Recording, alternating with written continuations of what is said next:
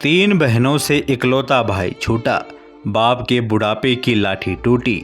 Ladakh tank हादसे में भूपेंद्र नेगी देश के लिए शहीद हो गए।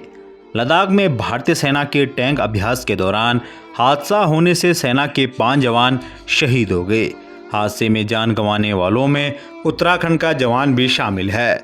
उत्तराखंड के पौड़ी जनपद विकासखंड के पाबू शहर के रहने वाले भूपेंद्र सिंह नेगी हादसे में बलिदान हो गए। जैसे ही भूपेंद्र के बलिदान होने की खबर घर पहुंची तो कोहराम मच गया। पत्नी और बच्चों का रो रो कर बुरा हाल है। बुजुर्ग पिता की तो बुढ़ापे की लाठी ही टूट गई। पिता की जीवन संगनी पहले ही साथ छोड़ गई थी, अब बेटे के अचानक दुनिया से चले जाने से वह टूट गए हैं। भूपेंद्र 3 बहनों के इकलौते भाई थे, जिनका इस बार राखी का त्यौहार अधूरा रह गया। इकलौते भाई के बलिदान होने की खबर पहुंचते ही तीनों बहनें घर पहुंची। आज शाम को उनका इकलौता भाई तिरंगे में लिपटकर उनके घर आएगा।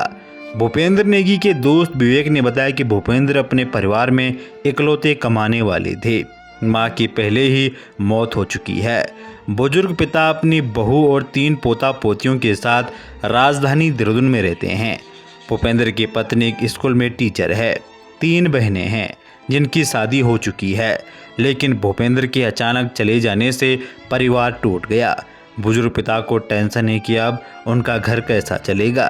भूपेंद्र की पत्नी और 3 बच्चों की देखभाल कौन करेगा। बता दें कि 29 जून की सुबह करीब 3 बजे लद्दाख में सेना टैंक हादसे का शिकार हो गई।